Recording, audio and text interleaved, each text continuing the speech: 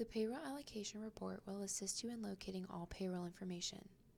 In the search bar within your manager portal, simply enter Payroll Allocation Report. Within this menu, there are many things you can do.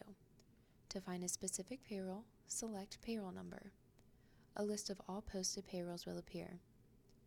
Once you find the specific date you're looking for, click on the payroll number located to the left. Then select how you would like your report to be sorted. We typically recommend by department. Select Run. From here, you are able to view hours worked, gross amount paid, taxes, and any deductions that may have been made. Also, if you're looking for information between specific dates, select Enter a Date Range. From here, you can select a specific start date, end date, how you would like it to be sorted, and then select Run. This report will consolidate all hours worked and paid and all taxes and deductions made within that specified date range.